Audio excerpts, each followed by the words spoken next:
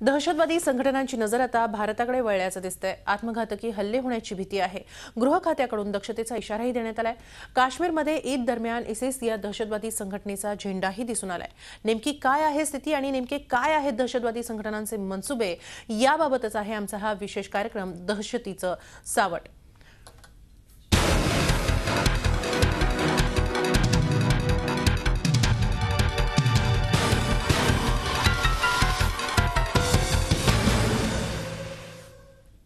याविषयी आपल्याबरोबर चर्चा करण्यासाठी आपल्याबरोबर आहेत निवृत्त ब्रिगेडियर हेमंत महाजन। हेमंत सर, झी24 तासमध्ये खूप खूप स्वागत। आपण चर्चेसाठी तुमच्याकडे येणारच आहोत। तत्पूर्वी नेमकी काय स्थिती आहे हे आधी जाणून घेऊया।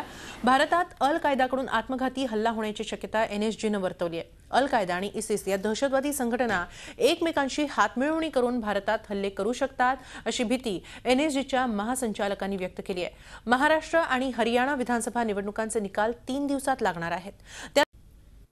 एक रेकी किए थे गोवा में शायद 9-10 साल पहले, क्योंकि ये कोई नई बात नहीं है कि अलकायदा यहाँ पर इंटरेस्ट लिए हैं। पर अब हमें ये देखना, इसके लिए हमें ध्यान रहना पड़ेगा कि यदि कंबाइंड ग्रुप ये लोग कुछ यहाँ पर एक्शन लिए तो जैसे मैंने कहा मल्टी सिटी मल्टीपल अटैक की खतरा है। अल कायदा आणि इसिसचे हल्ले होण्याच्या इशाऱ्यानंतर गुप्तचर संस्थांनी अधिक सजग राहण्याची गरज संरक्षण विषयाचे जाणकार व्यक्त करतायत।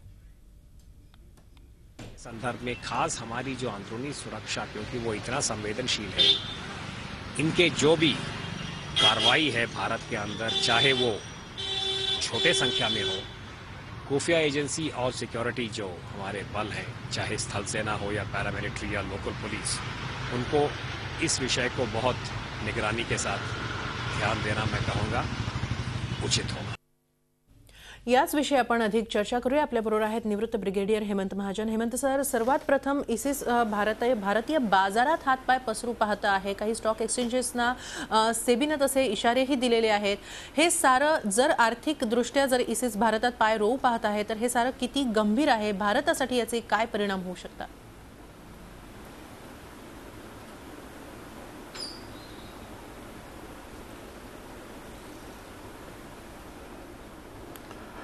असा आहे, जोपर्यंत आपण आर्थिक बाबीकडे बघतो तर आपल्याला पहिल्यापासूनच माहिती आहे की कुठला पण दहशतवादी हल्ला करण्याकरता, त्यांना दहशतवाद्यांना पैसे देण्याकरता, त्यांना सपोर्टर्सना मेंटेन करण्याकरता फार मोठ्या प्रमाणामध्ये पैसा लागतो।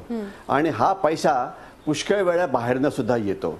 हा पैसा हवाला रस्त्याने येतो, हा पैसा म्हणजे फिजिकली आणला जातो, हा पैसा खोट्या नोटा पाठवून केला जातो। तर आता ही जी लेटेस्ट बातमी जी आली होती, हे दहशतवादी जे आहे त्यांच्याकडे जो प्रचंड पैसा तयार झालेला आहे तो त्यांना कुठेतरी गुंतवायचा आहे आणि त्याकरता जे भारतीय स्टॉक मार्केट आहे त्यामध्ये ते पैसा गुंतवू शकतील, ही अशी एक कल्पना पुढे आलेली आहे। आणि हे खरं पण आहे, कारण आपल्याला कल्पना आहे की आपल्या स्टॉक मार्केटमध्ये एक PNN म्हणजे पार्टिसिपेटरी नोट म्हणून एक पद्धत आहे की ज्यामधून काही पैसे गुंतवले जातात मॉरिशस मधून किंवा इतर काही ठिकाणांमधून। त्या पैशाचा जो सोर्स असतो म्हणजे जो उगम असतो हा कोणाला माहीत नसतो। आपण पुष्कळ वेळा हे डिबेट झालेलं आहे की पैसा, जो पण पैसा भारतीय मार्केटमध्ये येतो तो नेमका कोणी गुंतवला आहे आणि कुठून आला आहे हे आपल्याला माहिती पाहिजे।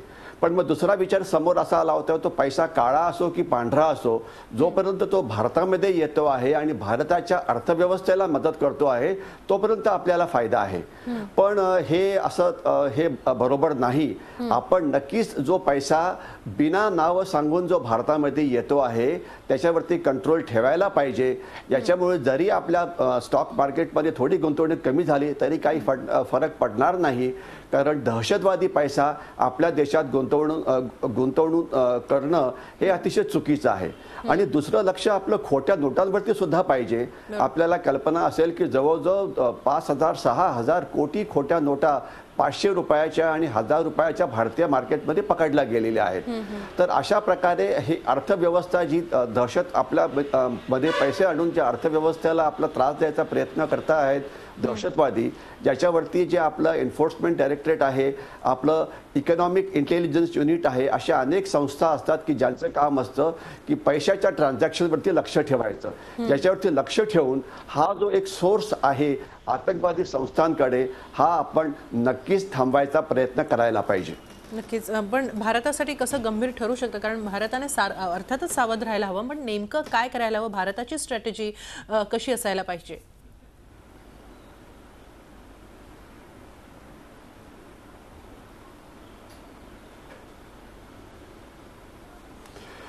थोडक्यात सांगायचं म्हणजे असं, आपण ज्या बातम्या वर्तमानपत्रामध्ये आलेल्या त्यात आपल्याला हे बघायला मिळतं की आज जवळजवळ 4 कल्याणचे जे युवक होते ते आयसिसमध्ये नक्कीच गेले होते आणि त्याच्यामधला एक मारला गेला.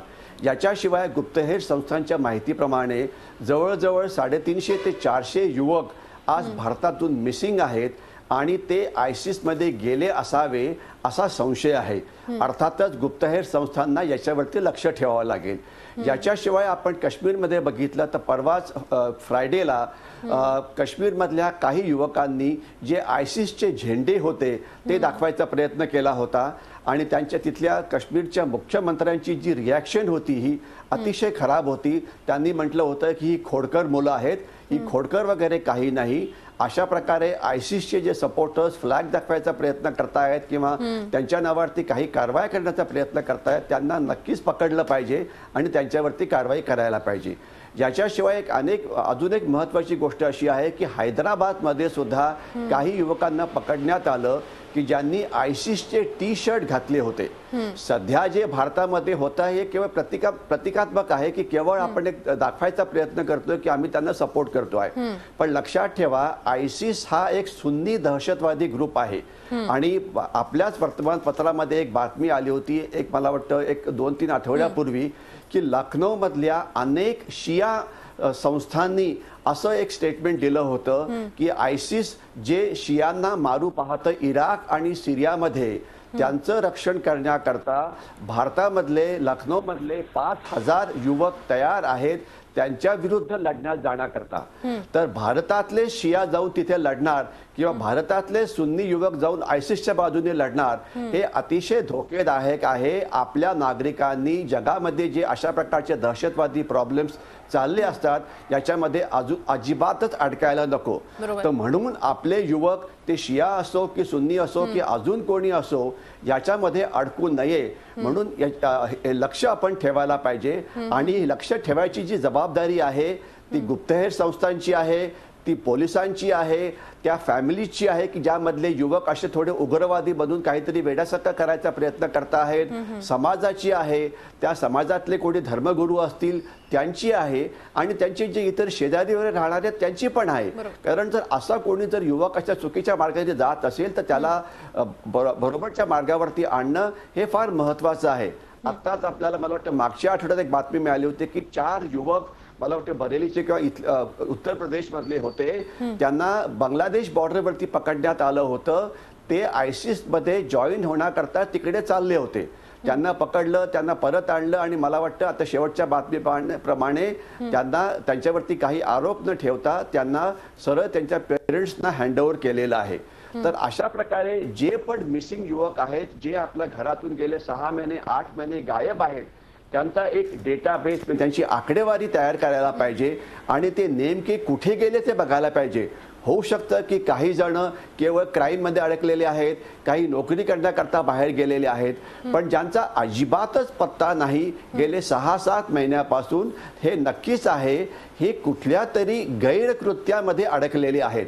म्हणून जे जास्त वेळापासून मिसिंग आहेत त्यांच्यावरती इन्व्हेस्टिगेशन करून ते नेमके कुठे गेले ते बघायला पाहिजे आणि एकदा ते कन्फर्म झालं की हे कुठेतरी गैरकृत्याकरता गेले आहेत तर त्यांच्या पेरेंट्सवरती आपण प्रेशर आणून त्यांना प्रवृत्त करायला पाहिजे की ज्यावेळेस कधी ते तुमच्याशी कॉन्टॅक्ट करतील त्यावेळेस त्यांना अपील करा, त्यावेळेस त्यांना विनंती करा की अरे बाबांनो अशा चुकीच्या मार्गावरती जाऊ नका, तुम्ही भारतामध्ये परत या आणि आपलं सरकार तुमच्यावरती कमीत कमी कारवाई करून तुम्हाला सुरक्षित ठेवेल. खूप महत्त्वाचा मुद्दा, ही चर्चा आपल्याला अशीच पुढे चालू ठेवायची आहे. आपण यावर आणखीन बोलणार आहोत. खूप महत्त्वाचा मुद्दा आहे. सजग राहणं किती महत्त्वाचं आहे हेही यातून कळतं आहे.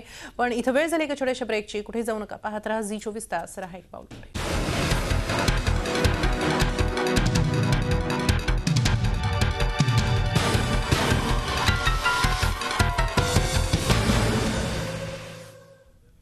इसिसचा झेंडा काश्मीरपर्यंत पोहोचला असला तरी इसिस खऱ्या अर्थानं तयारी करते भारतात हातपाय पसरण्याची. त्यासाठी भारतीय बाजारावर इसिसची वाकडी नजर आहे.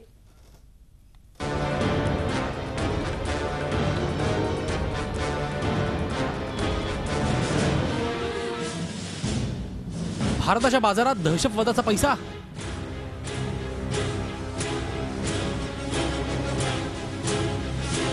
इसिसच्या पैशांनी भारतात दहशतवादाचा डाव. इसिसची भारतात दहशतवादासाठी गुंतवणूक.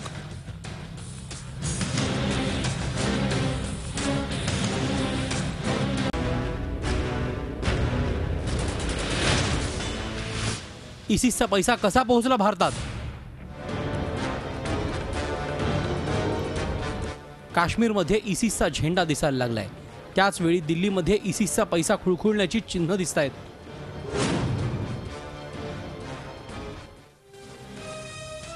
भारतामध्ये आपली मुळं रोवण्यासाठी इसिस आता भारतीय बाजारात गुंतवणुकीचा डाव आखतंय.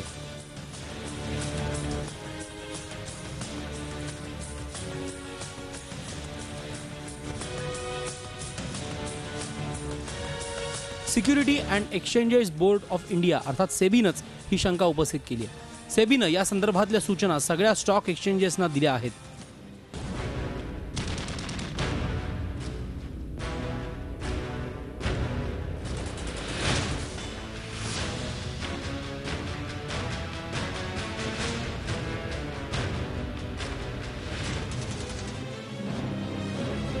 इसिस संदर्भात पैसा बाजारात येण्याची शक्यता आहे.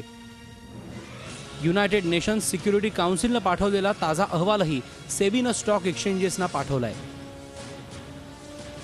ज्यामध्ये बंदी घालण्यात आलेल्या दहशतवादी संघटना आणि त्यांच्या उपसंघटनांच्या नावांचा समावेश आहे. अल कायदा आणि इतर काही दहशतवादी संघटनांच्या निवडणुकीसंदर्भातील माहिती नुकतीच युनायटेड नेशन्स सिक्युरिटी काउन्सिलनं दिली आहे. त्यानुसार सेबीनं हे पाऊल उचललंय. कुठलाही व्यवहार करताना किंवा नवं खातं उघडताना संबंधित नाव युनायटेड नेशन्स सिक्युरिटी काउन्सिलनं दिलेल्या यादीत नाही याची शहानिशा करण्याची सूचना देण्यात आली आहे. त्याचबरोबर सर्व व्यवहारांवर डोळ्यात तेल घालून लक्ष ठेवण्याचे आदेश देण्यात आले. सध्या तरी भारतीय बाजारात इसिसच्या गुंतवणुकीचे कुठलेही पुरावे मिळालेले नाहीत.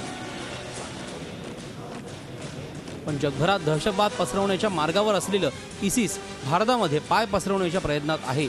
त्यामुळे सावध राहावंच लागेल.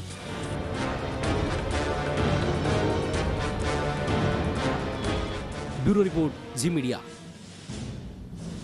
दहशतवादाचं हे सावट कसं रोखता येईल याविषयी आपण अधिक चर्चा करणार आहोत. आपल्याबरोबर निवृत्त ब्रिगेडियर हेमंत महाजन आहेत. मात्र इथं वेळ झालेली आहे एका छोट्याशा ब्रेकची. कुठे जाऊ नका, पाहत राहा झी 24 तास. रहा एक पाऊल पुढे.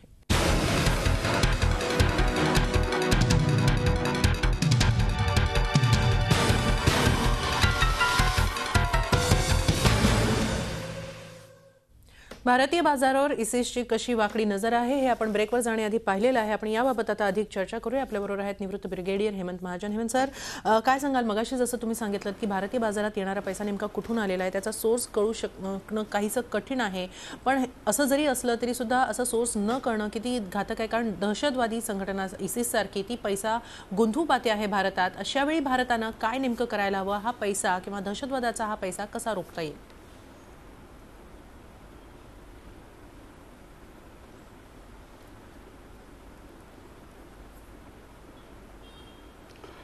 असं आहे, जो भारतीय स्टॉक मार्केटमध्ये जो पैसा येतो हा दोन ठिकाणांमधून येऊ शकतो. एक म्हणजे भारतातल्याच कुठली तरी व्यक्ती ती भारतातल्या स्टॉक मार्केटमध्ये पैसा गुंतवते. पण होऊ शकेल की अशी व्यक्ती गुन्हेगार प्रवृत्तीची आहे आणि ती एक काळा पैसा किंवा खराब पैसा मार्केटमध्ये गुंतवायचा प्रयत्न करत आहे. सध्याच त्याचं एक एक्झाम्पल आहे की वेस्ट बेंगॉलमध्ये एक सरदार स्कॅम म्हणून एक सरदार घोटाळा म्हणून एक घोटाळा सुरू आहे, ज्यामध्ये 30,000 कोटी रुपयांचे सामान्य माणसांचे पैसे अडकले आहेत. आणि एक तृणमूल काँग्रेसचे राज्यसभेचे मेंबर याच्यामध्ये इन्व्हॉल्ड आहेत आणि अनेक तृणमूल काँग्रेसचे नेते याच्यामध्ये इन्व्हॉल्ड आहेत. यांनी केलं काय होतं की त्यातला त्यांच्याकडे जो काळा पैसा होता तो त्यांनी पहिले पाठवला बांगलादेशमध्ये जमाते इस्लामी या संस्थेकडे. आणि ज्यावेळेस पश्चिम बंगालमध्ये ज्यावेळेस इलेक्शन झाली त्यावेळेस तो पैसा पुन्हा त्यांच्याकडे परत आला. म्हणजे व्यक्ती भारतातले, पैसे भारतातले होते, पैसे काही काळाकरता बाहेर पाठवले कारण इथे लपवणं थोडं शक्य नसेल म्हणून. आणि मग ज्यावेळेस गरज पडली त्यावेळेस त्याला परत आणलं आणि मग त्याच्यामध्ये भारतामध्ये काही गैरकृत्य केली. तर म्हणून अशा प्रकारच्या ज्या व्यक्ती भारताच्या स्टॉक मार्केटमध्ये पैसे गुंतवतात, त्याच्यामध्ये सध्या आपल्या स्टॉक मार्केटनी एक नवीन पद्धत सुरू केली आहे, त्याला KYC म्हटलं जातं, नो युअर कस्टमर. फक्त जरुरी असं आहे की जे गुन्हेगार प्रवृत्तीचे जे लोक आहेत त्यांच्यावरती लक्ष ठेवायला पाहिजेत. गुन्हेगारी किंवा दहशतवादी सपोर्ट करणाऱ्या ज्या संस्था आहेत ज्यांच्यात लक्षात ठेवायला पाहिजे. आणि अनेक दहशतवादी संस्था दुसरं काहीतरी नाव घेऊन एक कुठलं तरी संस्था किंवा NGO तयार करतात आणि त्यांच्या नावाने पैसे गुंतवतात. या सगळ्यांवरती जे आपले इंटेलिजन्स ब्युरो किंवा पोलीस किंवा CID किंवा जी गुप्तहेर खाती आहेत त्यांनी लक्ष ठेवायला पाहिजे की याच्यामध्ये काही दहशतवादी किंवा अशी गैरकृत्य करणारी माणसं ते इन्व्हॉल्व नाहीत की जी भारतामध्ये आहेत.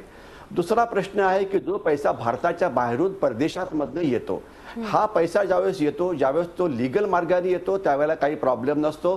तो कोणी पाठवला, केव्हा पाठवला हे आपल्याला माहीत असतं. पण एक आपला स्टॉक मार्केटमध्ये प्रकार आहे, त्याला PNN म्हटलं जातं, पार्टिसिपेटरी नोट्स. याचा अर्थ असा की तो पैसा कोणी पाठवला याचा आपल्याला सोर्स माहिती नसतो. फक्त आपल्याला एवढंच माहिती असतं की हा पैसा मॉरिशसमधनं आला किंवा अशी कुठली टॅक्स हेवन्स आहेत तिकडनं आला. आणि आपली पहिले काय कशी समजूत होती की पैसा कुठून पण येऊ, काळा असो की पांढरा असो, जोपर्यंत तो आपल्या मार्केटमध्ये येतो आणि आपल्या मार्केटमध्ये थोडी गुंतवणूक होते हे चांगलं आहे. पण नाही, हे चांगलं नाही. कुठल्या पण गैरकृत्य करणाऱ्या संस्थेला आपल्या मार्केटमध्ये पैसा गुंतवण्याला नक्कीच द्यायला नको. तर म्हणून हे जे PNN असतं याचं जे सोर्स काय, हे कुठून आलेलं आहे हे आपल्याला माहिती पाहिजे. याच्यात लक्षात घ्यायला हे पाहिजे की हे कधी पण आपल्या नावाने पैसा गुंतवणार नाहीत, म्हणजे ISIS स्वतःच्या नावाने गुंतवणार नाहीत. ISISचे सपोर्टर्स असतील, मग ते सौदी अरेबियामध्ये असतील, सिरियामध्ये असतील, लिबियामध्ये असतील, मॉरिशसमध्ये असतील, ते आपल्या नावाने किंवा दुसऱ्याच्या कोणाच्या नावाने ते पैसे गुंतवतील. तर याकरता आपल्याला हे जे वेगवेगळे देश आहेत जिथनं आपल्याकडे पैसे येतात, खास तर मॉरिशस आहे, त्यानंतर आपलं हे जे युनायटेड एमिरेट रिपब्लिक आहे, काही पैसे अमेरिकेतनं पण येत आहेत, काही पैसे युरोपमधनं पण येत आहेत. या सगळ्या राष्ट्रांशी आपले आर्थिक करार पाहिजे आणि त्यांच्याशी आपला असा करार पाहिजे की अशा प्रकारे कुठलीही जी संस्था चांगली नाही, जी संस्था दहशतवाद्यांना मदत करते आहे किंवा असा माणूस ज्याच्यावरती हे आहे अशी जर त्याच्याकडे माहिती असेल तर ती माहिती त्यांनी भारताला पुरवायला पाहिजे. ज्यामुळे हा जर पैसा भारतामध्ये आला तर आपण त्याला लगेच फ्रीज करू शकतो आणि त्यानंतर या पैशाला आपण बाहेर पाठवू शकत नाही, पण बाहेर पाठवू देणार नाही. पण याकरता या सगळ्या देशांशी आपण आर्थिक करार हे आपल्याला करावे लागतील. नक्की बरोबर आहे. थोडक्यात सर, जर हे सगळं रोखायचं असेल तर भारतीय यंत्रणा देखील तितक्यात सजग असल्या पाहिजे, कारण हे किती महत्त्वाचं आहे आतापर्यंत पाहिलेलं आहे. सजग राहणंच खूप महत्त्वाचं आहे. भारतीय यंत्रणांबरोबरच भारतीय नागरिकांनी देखील तितकंच सजग राहिलं पाहिजे. झी24 तास बरोबर या चर्चेत सहभागी झाल्याबद्दल खूप खूप धन्यवाद. याबरोबरच या कार्यक्रमात इथंच थांबूया. थोड्याच वेळात ताज्या बातम्यांसह भेटूया माझ्या सहकारी सुवर्णा तुसाने यांच्यासह. तेव्हा पाहत राहा झी24 तास. रहा